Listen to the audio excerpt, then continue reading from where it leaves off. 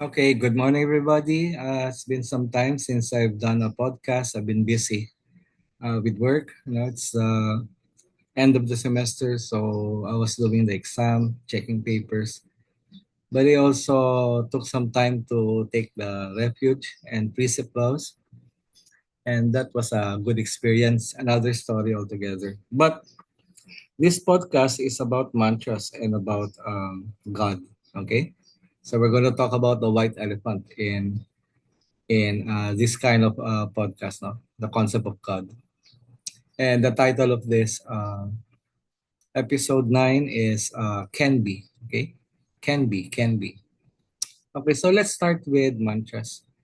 I was asked by someone who wanted to practice Pure Land Buddhism on how to do it properly, whether you use the mala, which is the round of beads, 108 beads all in all, no, in one round, and how many rounds should be done, and more importantly, which mantra to use. Okay, so took me some, I gave a lengthy explanation, but it can be said now in a more simple manner. So I will be forwarding a copy of this video to that person. Okay, so first of all,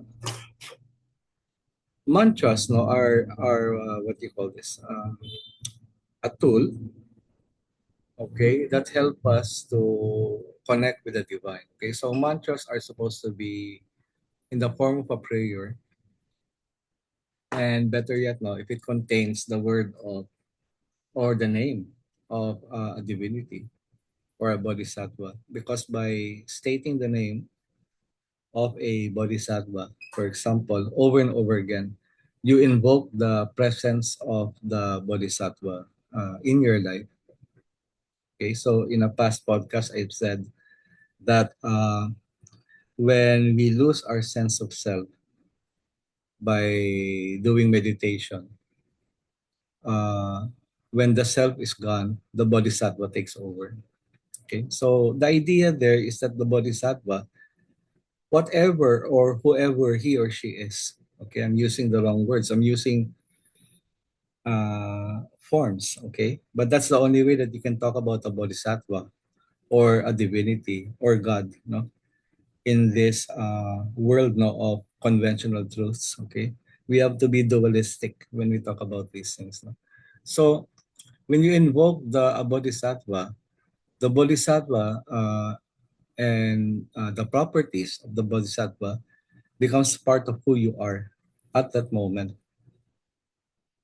And in that moment now you enter what I call a sacred space. You and the bodhisattva are in communion, or better yet, no, when you lose your sense of self, all that is left is the bodhisattva. And so that is specifically what a mantra is for. Now, it doesn't really matter which mantra you use. It doesn't really matter which bodhisattva you are asking or linking to. Okay, because essentially they're all one and the same. Okay, so one time I asked my teacher in the temple, is it better to pray to Avalokiteshvar or Guanyin Pusa or to Amitabha? Because I explained that I was a Pure Land Buddhist. And I really believe that Amitabha has already saved me and that I will go to the Pure Land when I leave this body. When I leave this form, I will go to the Pure Land. And what is the Pure Land? Well, that's another podcast altogether. But just to remind people, the Pure Land is a higher state of consciousness. Any place where the Buddha is, okay, where the Bodhisattva is, that is the Pure Land. So the teacher said, you can pray to either one or both because they're one and the same. So I tried to confirm this. I said, is Avalokiteshvar and Amitabha both wanted the same. And she said, can be, can be. Okay. Which I found rather cute because, they are very proficient in Chinese and adequate no in communicating English. But the kind of English that they use is a very simplified form of English. So they said can be to mean yes, they're both one and the same. They can be both one and the same at the same time. Okay. So upon further reflection, I began to understand what the teacher meant when she said no that can be. Okay. And I find the words can be to be very important in this podcast. Okay. So first of all, going back to the mantra, if you want to connect with Jesus Christ, you can say the Lord's Prayer or a mantra that I've been taught or not taught, but I read no in a book. No, one Christian mantra is Lord Jesus Christ, my Lord and Savior, save me. Okay, so it's an invocation, asking Christ to become part of your life. So that's a mantra in itself. It can be the Lord's Prayer. I've also used the Rosary, no? Praying to Mama Mary in the conventional way. Okay, the glorious mysteries, all of these things. And I went into a meditative state, when I did that. So it's a form of uh, meditation in itself, praying the rosary while focusing on what is being said, and trying to create the image, of Christ, being crucified on the cross, It's a form of meditation in itself. It can be, a prayer to Avalokiteshvara, which is Om Mani Padme Hum. Guan Yin Pusa, Om Namo Guan Yin Pusa. Okay. Uh, Guan Yin Pusa, by the way, is Avalokiteshvara. Okay. Just another manifestation. In the former, the Bodhisattva is seen to be male. In the latter, the Bodhisattva is seen to be female. But the Bodhisattva is neither. Okay. Neither male nor female. They don't have form. Okay. So you can say they're both, male and female, or none of the above, Can be, can be. Okay, so it can be a mantra to Christ. It can be a mantra to Avalokiteshvara or Guanyin Pusa, or even to Amitabha. Okay. I also use the mantra Om Namo Amida Butsu, and that is from my experience of Japanese Pure Land. Okay. Which I respect very much. They have a lot of things, a lot of good things to say about Pure Land Buddhism. Or you can simply say Omitoku, which is the same thing. Om Name Amida Butsu, Om Namo Amitabha Buddha, Omitoku, they're all the same. Okay. So what I'm trying to say here is that the mantra, okay, for as long as it contains a prayer or a reference to the divine, it can be used. Okay, you can use any one of these mantras. Okay, but it has to be something that links one to the sacred. Okay, because somebody argued that if you repeat words over and over again, it can become a mantra. So I was thinking about that. No, if I say Coca-Cola or Pepsi-Cola or Cola-Cola, over and over again, the most that I would be is thirsty, immediately thirsty because saying cola cola will uh, invoke images of a nice cold drink in my mind, and eventually become a diabetic because of the sugar content. Okay, which is precisely how I became a diabetic.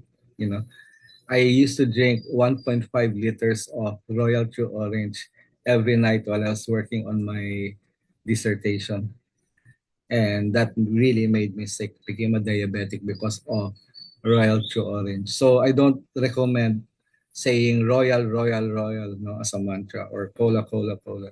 Okay. It has to be something that will seriously and sincerely link you to the divine. Okay?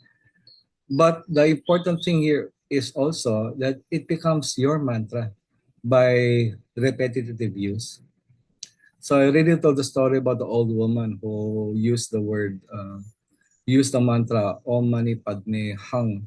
She said it wrongly, but it still worked for her. Every time she said Om Mani Padme Hung, the piece that she was peeling from the pod would automatically jump into a bowl. And that's because of her simple belief, no? Her faith in the mantra and in the bodhisattva. No? That did magical things, okay? The point here is not the magic, but wonderful things can happen when you use a mantra, even improperly. And the moment no, a monk told her to pronounce the mantra properly, Om Mani Padme Hum, okay, the magic temporarily disappeared. The piece no longer jumped into the pot. Why? Because in her mind, no, her mantra was actually Om Mani Padme Hum. So she said it no regularly every day for many years. It became part of who she was. It became her. She owned that mantra. Okay, so my advice to the person who was asking me about mantras is you can choose any mantra. Essentially, it doesn't matter because they're all the same, no? Can be. Okay? They're all the same. But the idea here is to use it regularly, every day, if possible. And if possible, no, at the same time, like when you wake up, you can start doing your mantra meditation. I try to uh, do my beads, no? Uh, to say Om Mani Padme Hum per bead for 10 rounds, at least 10 rounds each day. So I do this now while driving to work, okay? Because, I find it convenient, no?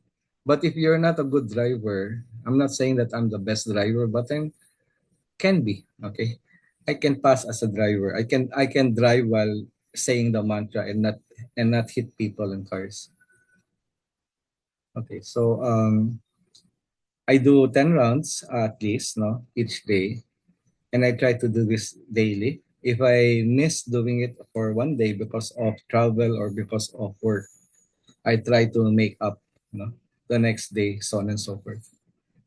But the idea here is you don't have to do 10 rounds. You can start with one. One is very easy to do. You can use any mantra, okay? Om Mani Padme Hum, or you can say Om Namo Amida Butsu, or you can even say Hare Krishna, Krishna Krishna, Hare Hare, Hare Rama, Rama Rama, Hare Hare. Okay, you can use any mantra for as long as it works, for as long as it connects you to the divine. Okay, and by invoking the divine by the repetitive use of the mantra, you go into what I call a sacred space. What you're doing is that you're trying to draw everything that is good within yourself, everything that is beautiful in life, all the positive traits that you want to have. You're trying to invoke it by saying the mantra over and over again. And that is the idea there. It's the mantra is only a key. It reminds you of your Buddha nature. It reminds us no, of who we want to be and who we really are already. No? Who we really are deep down inside. The spiritual side of who we are, okay, our Buddha nature. So that's mantras, no? Now going to the Bodhisattva, initially I felt guilty because primarily feel that I was saved by Amitabha Buddha. But then I would pray to Avalokiteshvar. And for me, I was thinking in a dualistic manner. No? I was making a distinction between one and the other. And I began to realize that that is wrong because while their stories are different and supposedly their attributes are different, they can be one and the same. And by that, no, I mean that they're both archetypes or uh, deeply rooted ideas, no, innate ideas of whatever it is that we consider to be good and holy and sacred. Okay, because there's only one God, there's only one truth, and these different bodhisattvas, okay, um, Avalokiteshvara, Guanyin Pusa, Tara, uh, the Medicine Buddha, Kshitigarbha, all of these are manifestations of the same Buddha nature that we already have within ourselves. Okay, so can be. Are they the same? Can be, can be, can be. And not just can be, but they are. They are one and the same. Okay, because there's only one truth and there's only one reality. And that is both the Buddha mind, no, all is mind, and no mind. Okay.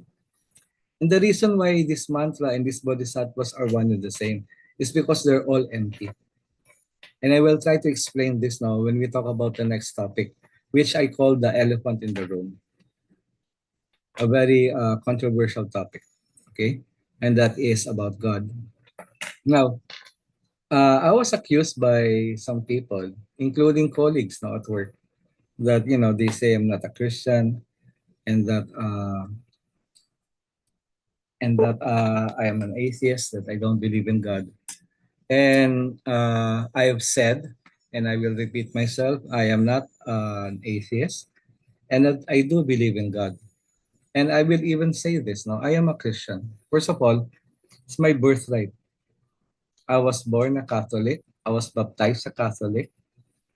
I was taught about Catholicism and Christianity, and I try to follow the way of Christ. Okay, as much as I can. While I may not attend church every Sunday, no, because basically Sunday is my only rest day. I teach at a seminary during weekends and teach at a university during weekdays. So Sunday is my only rest day. But that's just an excuse, really. But I don't feel that I have to. For one thing, I find a lot of hypocrisy, in church. Not the mass, not the priest, not God, but a lot of hypocrisy is there. So sometimes I just don't feel like, going to mass.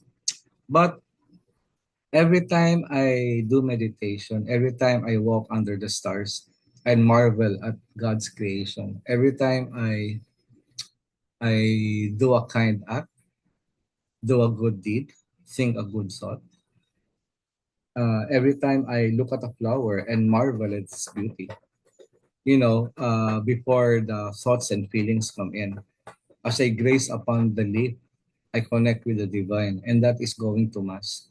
So while people might try to go to Mass every day, I'm trying my best to do it every second or every moment that I'm awake.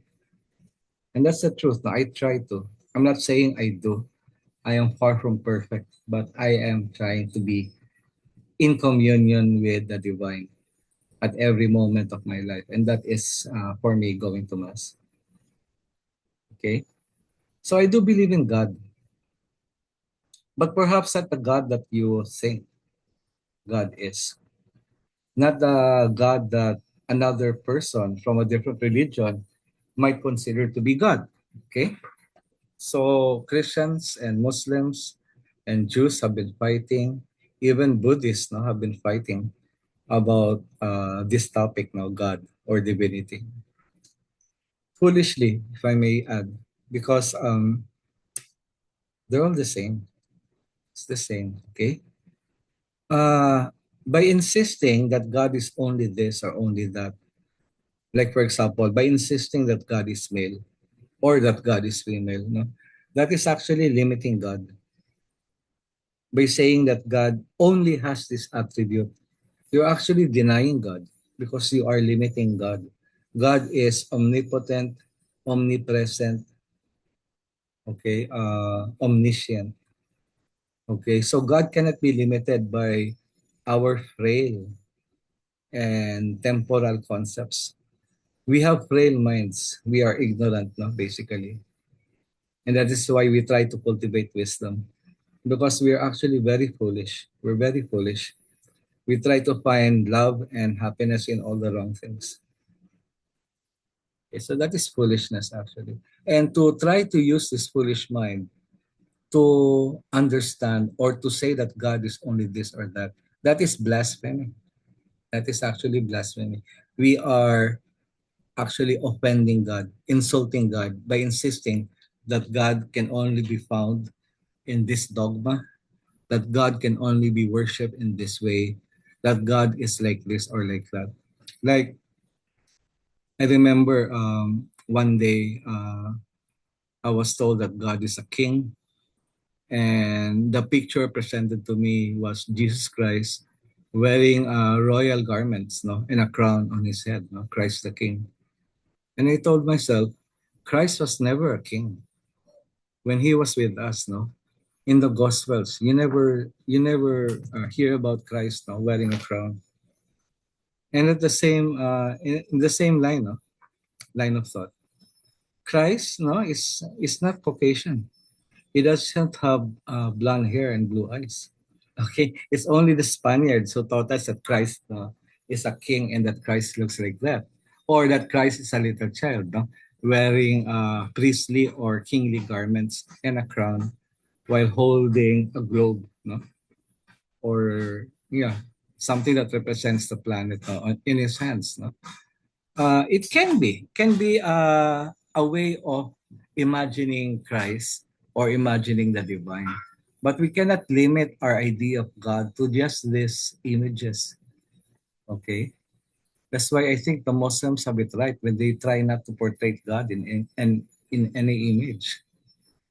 Okay, but that's something else. I'm not trying to say that one religion is better than the other.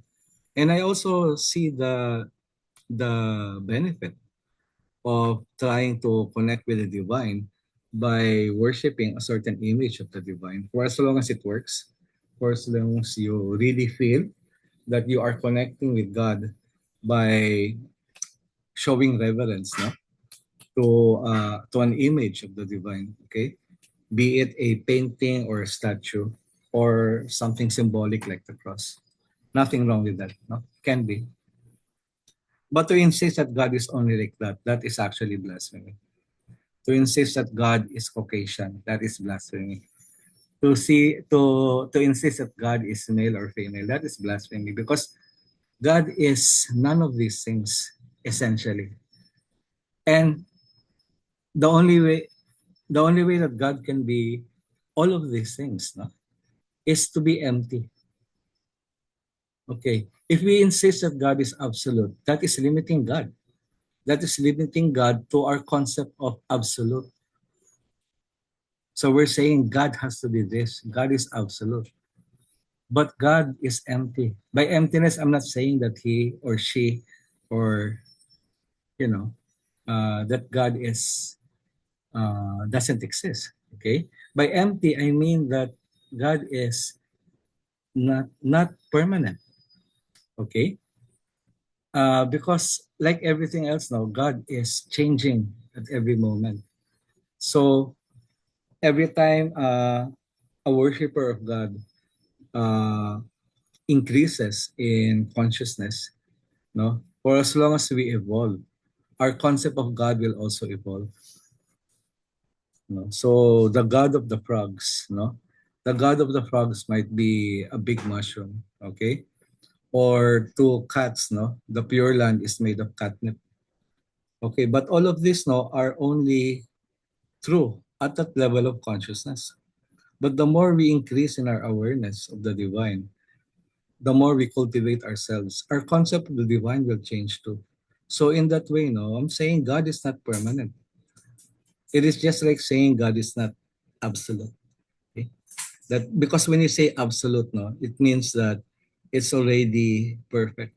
It's still, it doesn't change anymore. But everything changes. No? Everything changes, including God. And that is good because by changing, God can be anything that he or she needs to be or wants to be. Okay, I hope you get what I'm trying to say. Emptiness actually is a very very great thing to be. Okay, So the Dharma is empty, and so is God. Mantras are empty, and the bodhisattvas are empty. And because they're empty, they can be very, very real. And in any form, as it is needed or as it is understood by our feeble minds. Okay? Just like I said, no? For a cat, the Pure Land is made of catnip or cat food. Okay? For some people, the Pure Land is composed of you know, rare stones and jewels, no? Trees, no, that grow fruits, no, that are gem-like. And you have peacocks and you have exotic animals all over the place. And you have heavenly music. Or for some people, heaven is a place where there are thousands of virgins, you know? Uh, okay, so it depends on our level of consciousness, okay? We cannot actually claim that we can have a full understanding of the Pure Land or a full understanding of God or divinity or Avalokiteshvara. So, for example, some people can say, how can you, show reverence or gratitude to Amitabha by saying a mantra that is actually sacred to Avalokiteshvara? And my only reply to that is, can be, can be. Why? Because both are empty. And so is the mantra. And emptiness here is a beautiful concept because emptiness means that they are full of potential, that they can be anything, really. And that's what gives them the power to reach out to us, the power to connect to us by being what it is that our feeble minds can actually comprehend. Okay? Because the universe does everything really to communicate with us. It does everything that helps us to fulfill our faith. And even if it means being limited to this concept or to that concept or to this dogmatic religion or to that dogmatic religion, the universe will be anything that it's needed to be in order to bring us to higher levels of spirituality. Okay. And that is why this podcast is entitled Can Be, because because the Dharma is empty, because God is empty. And because God is empty, that makes God great, greater than great, no? Even greater than anything, than our notion of perfection. Our notion of perfection is limiting because our minds are feeble. Our minds cannot comprehend uh, the reality. Okay, we are always deluded. No, so to think of God as male or female is a delusion.